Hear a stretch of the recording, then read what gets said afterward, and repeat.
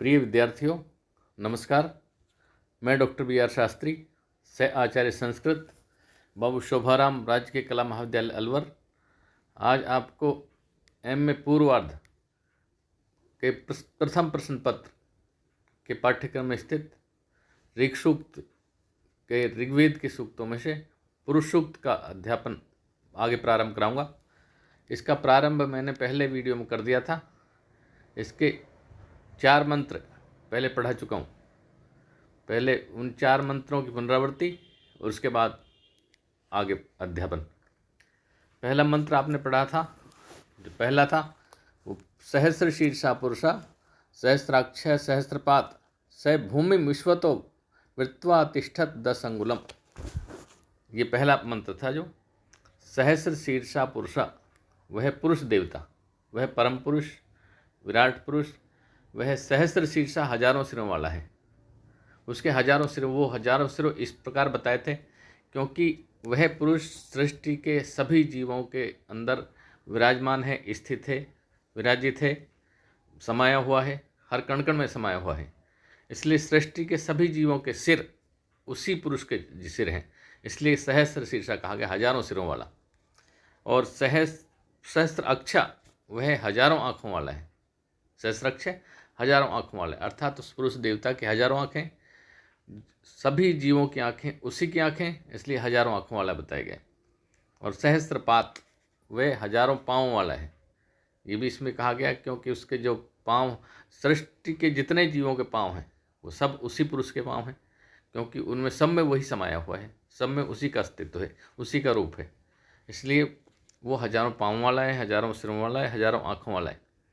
स भूमि विश्वतो वृत्वा तिष्ठत, और वह इस भूमि पर विश्वत पूर्ण रूप से अतिष्ठत, विराजित होकर के, समाहित होकर के, अतिष्ठत 10 अंगुलम, और भी 10 अंगुल ऊपर उठ गया। इसमें अर्थात इस 10 अंगुल का अर्थ विभिन्न विद्वानों ने अलग अलग लगाया है। किसी ने कहा 10 अंगुल माने 10 अंगुल का हृदय प्रदेश, अर्थात सभी के हृदय प्रदेश में समाया हुआ है। और कईयों ने इसका अर्थ लगाया अन्य 10 लोकों में समा गया। तो उसका ये अर्थ उचित रहेगा कि वे इस पृथ्वी लोक में समाया हुआ है ही, और अन्य 10 लोकों में भी वो समाहित हो गया है, विराज हो गया, प्रसारित हो गया, फैल गया है, कण कण में समा गया है। ये पहला मंत्र था। दूसरा मंत्र था जो वो है पुरुष एव इदम सर्वम। ये जो सृष्टि आपको दिख रही है, संसार में जो कण कण आपको दृश्यमान जगत है, वो सब कुछ पुरुष ही है। पुरुष एव इदम सर्वम, ये सब कुछ पुरुष है। यत् भूतम यच्च भव्यम, जो घटनाएं आज तक हो चुकी और जो घटनाएं आगे घटित होंगी, वो सब उसके पीछे पुरुष ही कारण था। पुरुष इसमें है, पुरुष के कारण ही घटित हो रही है। उन सब में पुरुष का अस्तित्व है, पुरुष ही उसमें कारण है। उत अमृतत्व से ईशानो, और वह अमरता का स्वामी है, वह अमर है, ईश है, सर्वव्यापक है।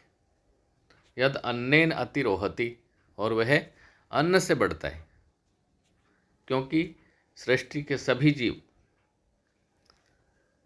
अन्न से बढ़ते हैं, भोजन से बढ़ते हैं, अन्न ग्रहण करते हैं, खाद्य ग्रहण करते हैं, उससे उनको वृद्धि होती है, और उनमें वह पुरुष समाया हुआ है, इसलिए वह अन्न से वृद्धि को प्राप्त करता है। ये मंत्र नंबर 2 था। मंत्र नंबर 3, एतावान अस्य महिमा। तो एतावान मन इतनी इसकी महिमा है, मैंने जितना इसको बताया इतनी महिमा है। और जयांच पुरुषे, और पुरुष तो की इससे भी बड़ी महिमा है। इतना तो कह दिया, लेकिन वह इससे भी उसकी बहुत अधिक महिमा है, इससे भी अधिक महत्वशील है, वो महिमाशील है। पादो अश्य विश्वभूतानि, उसका ये संसार के सभी प्राणी, संसार के सारे प्राणी, पादो अस्या, उसका केवल 1/4 भाग, 1 कदम, पादमन 1 कदम, 1/4। संसार के सभी प्राणी तो उसका 1 कदम है। त्रिपाद अस्सी अमृतम दिवी, और उसका जो 3/4 भाग है, 3/4 अंश, वह अमृतम दिवी, वह अमर है द्विलोक में, अन्य लोकों में, द्विलोक में तथा अन्य लोकों में अमर है। श्लोक नंबर 4 था, 4 नंबर मंत्र, ऋचा नंबर 4।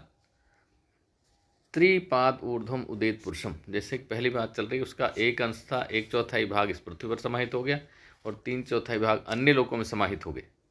त्रिपाद ऊर्ध्वम उदित पुरुष, वे पुरुष जिसके 3/4 भाग ऊपर अन्य लोकों में समाहित हो गए, उठ गए, वो पादो अस्य यह बहुत पुण्य है। और वो जो इसका एक भाग था जो पृथ्वी पर समाहित हुआ, वो यहाँ पर समाहित हो गया।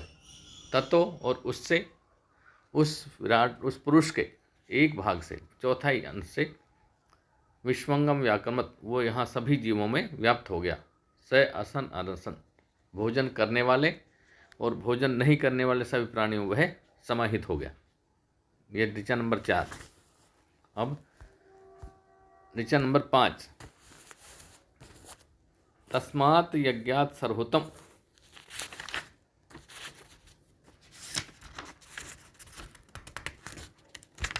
5, तस्मात् विराटो अजायत। तस्मात् विराटो अजायत, उस आदि पुरुष से, वो जो पुरुष देव था, उस आदि पुरुष से विराट उत्पन्न हुआ। उस आदि पुरुष से विराट उत्पन्न हुआ। तस्मात् विराटो अजायत, उससे विराट, विराल अजायत, विराट पैदा हुआ। और विराटो विराजो अधिपुरुष से, उस विराट पुरुष से अधिपुरुष पैदा हुआ। उस विराट पुरुष जो हुआ उससे अधिपुरुष पैदा हुआ। स जातो, और वह अधिपुरुष जन्म लेते ही, उत्पन्न होते ही, पृथ्वी पर अपना अस्तित्व कर लाते ही अत्यरिचत बहुत अधिक बढ़ गया। अत्यरिचत बहुत अधिक बढ़ गया। पश्चात भूमि, पहले वो पृथ्वी पर समाहित हो गया। जैसे उस वह इस पृथ्वी पर उसका अस्तित्व में आया, वह पहले पृथ्वी पर समाहित हो गया और अत पूरे उसके बाद अन्य लोकों में समाहित हो गया। तस्मात, उस पुरुष से विराल अजायत, विराट पुरुष पैदा हुआ। और विराट पुरुष से अधिपुरुष पैदा हुआ। स जातो, वह जातो उत्पन्न होते ही, पैदा होते ही, अत्यरिचत विस्तारित हो गया, सभी लोकों में बढ़ गया। पश्चात भूमि, पहले भूमि पर व्याप्त हुआ। अतपूर्व, उसके बाद अन्य लोकों में व्याप्त हो गया। ये ऋचा नंबर 5 थी। 6, यत पुरुषेण हविषा देवा यज्ञम अंतवंत। यत पुरुषेण, जिस पुरुष से, फिर उस पुरुष से देवताओं ने सृष्टि आगे बढ़ाने के लिए, सृष्टि क्रम प्रारंभ करने के लिए, सृष्टि उत्पन्न करने के लिए, यत पुरुषेण, उस पुरुष से, हविषा, उसकी हवि बनाई, सृष्टि यज्ञ किया और उस पुरुष की हवि बनाई। देवा यज्ञम अंतवंत, देवताओं ने सृष्टि यज्ञ किया। उस पुरुष की हवि बना करके देवताओं ने सृष्टि यज्ञ किया। वसंतो अस्य आशीताज्यम, इस यज्ञ में, जो सृष्टि यज्ञ किया जिसमें उस पुरुष की हवि बनाई, और वसंतो अस्य आसीत अज्यम, वसंत ऋतु को इसमें घी बनाया गया। उस सृष्टि यज्ञ में वसंत ऋतु को घी बनाया और ग्रीष्म ऋतु का ईंधन बनाया गया। शरद हवि, और शरद ऋतु को हवि बनाया गया। और ऐसे देवताओं ने सृष्टि यज्ञ प्रारंभ किया जिसमें उस पुरुष की हवि बनाई गई। यत पुरुषेण हविषा देवा, देवताओं ने उस पुरुष को हवि बनाई, यज्ञ मंतवंत, और सृष्टि यज्ञ प्रारंभ किया हवि बनाकर। उस पुरुष की हवि बना करके, पुरुष पशु को हवि के रूप में मान करके यज्ञ मंतवंत, यज्ञ प्रारंभ किया। वसंतो अस्य आशीर्याज्यम, वसंत ऋतु इस यज्ञ में घी का काम किया, घी के रूप में प्रयोग में आई। तथा ग्रीष्म ईंधन, और ग्रीष्म ऋतु को ईंधन बनाया गया। शरद हवि, और शरद ऋतु को हवि के रूप में प्रयोग किया गया। इस तरह देवताओं ने सृष्टि यज्ञ प्रारंभ किया। ऋचा नंबर 6, तम यज्ञम बहिर्षि प्रोक्षण, सबसे पहले जब सृष्टि यज्ञ प्रारंभ में उस जो पुरुष पशु था उसको बहिर्षि प्रोक्षण, कुशाओं से पहुँचा, पवित्र किया। जातम अग्रते, जो सबसे प्रथम उत्पन्न हुए थे, सबसे प्रथम जो अस्तित्व में आए थे, जो विराट पुरुष, उसको सबसे पहले देवताओं ने बहिर्षियों से प्रोक्षण पहुँचा, कुशाओं से पहुँचा, उसको पवित्र किया, जल छिड़क कर उस पुरुष पशु को पवित्र किया। और तेन देवा, फिर देवताओं ने अयजंत यज्ञ किया, साध्या ऋष्यस्य, फिर देवताओं ने, सिद्धों ने और ऋषियों ने, तेन देवा, उन्होंने, फिर देवताओं ने, सिद्धों ने, ऋषियों ने उस यज्ञ पुरुष की हवि बना करके और सृष्टि यज्ञ किया।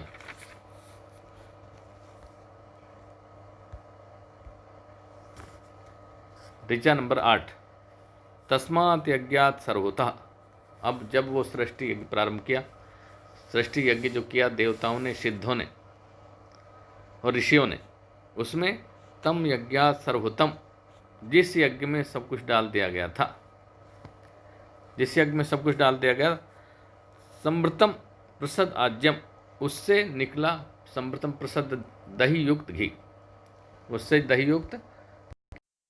जिस सृष्टि यज्ञ में देवताओं ने, सिद्धों ने, ऋषियों ने सर्दी ऋतु को डाल दिया था, क्योंकि सर्द ऋतु का हवा बनाया था, गर्मी का ईंधन बनाया था, तो उसमें जिसमें सब कुछ डाल दिया गया था, पुरुष पशु को भी डाल दिया गया था, उससे दही युक्त घी उत्पन्न हुआ। तस्मात् यज्ञात सर्वतः, उस यज्ञ से जिसमें सब कुछ आहूत कर दिया गया था, समृतम प्रसदाज्यम, उससे निकला दही युक्त घी। पशूनतान चक्रे, और उससे पशु निकले, पशु भी उसी से निकले। वायुवान, वायु में उड़ने वाले प्राणी उसने, उस यज्ञ में जिसको में सब कुछ आहूत कर दिया गया था, उस यज्ञ से उत्पन्न हुए। पशूनतान चक्रे, उससे पशु उत्पन्न हुए। वायुवान, वायु में उड़ने वाले पक्षी उत्पन्न हुए। अरण्यान, जंगल में रहने वाले सारे पशु, उससे उत्पन्न प्राणी, जंगल में रहने वाले प्राणी सब उत्पन्न हुए। और ग्राम्यान, गांव में रहने वाले सभी प्राणी जीव सब उससे उत्पन्न हुए, उसी सृष्टि यज्ञ से उत्पन्न हुए। तो तस्मात् यज्ञात, उस यज्ञ से जिसमें सब कुछ आहूत कर, सृष्टि यज्ञ जब देवताओं ने, ऋषियों ने सिद्ध किया, सिद्धों ने, जिसमें सब कुछ आहूत कर दिया गया था, उसमें संप्रदम प्रसद आज्यम, निकला दही से युक्त घी। और पशून तान चक्रे, पशु से निकले। वायुवान, वायु में उड़ने वाले निकले।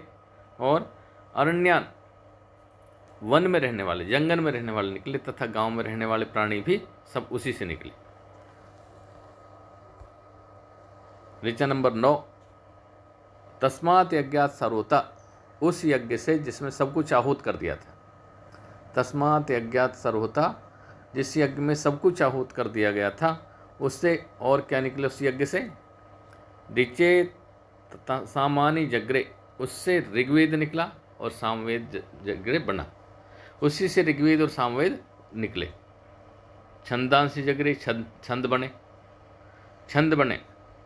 और यजुस्ताम अजायत, और यजुर्वेद भी उससे ही निकला। तो उस यज्ञ में जिसमें सब कुछ आहूत कर दिया गया, तस्मात् यज्ञात सर्वोते, उस यज्ञ में जिसमें सर्व होते सब कुछ आहूत कर दिया था। ऋचे सामानी जग्रे, ऋग्वेद और सामवेद उत्पन्न हुए। छंदांसी जग्रे, छंद उससे उत्पन्न हुए।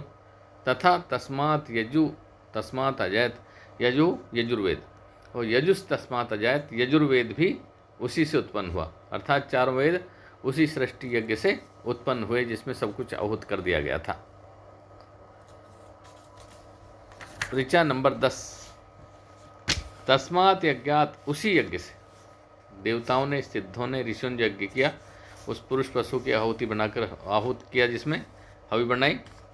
तस्मात् अश्वा, उससे अश्व माने घोड़े, उससे घोड़े निकले, अजयंत उत्पन्न हुए। उसी यज्ञ से अश्वा घोड़े उत्पन्न हुए, निकले, जन्म लिया। ये कैचे उभयते, और जो दोनों तरफ दांतों वाले प्राणी थे, उभयते ऊपर नीचे दोनों, जो दोनों तरफ दांतों वाले प्राणी ऊपर नीचे, वो भी उसी यज्ञ से उत्पन्न हुए। गावो जग्रे, उसी से गाय बनी, गाय भी उसी यज्ञ से उत्पन्न हुई। तस्मात् अजा अजायत, तस्मात् जाता अजा व्यय, और उसी से उत्पन्न हुई भेड़ और बकरियां, उसी से भेड़ बकरियां हुई। अर्थात ये सारे जीव उसी से, उस यज्ञ से उत्पन्न हुए, उस यज्ञ से निकले, पैदा हुए। ऐसा उन्होंने सृष्टि यज्ञ किया। अब इससे आगे अगले वीडियो में पढ़ाएंगे। बहुत बहुत धन्यवाद।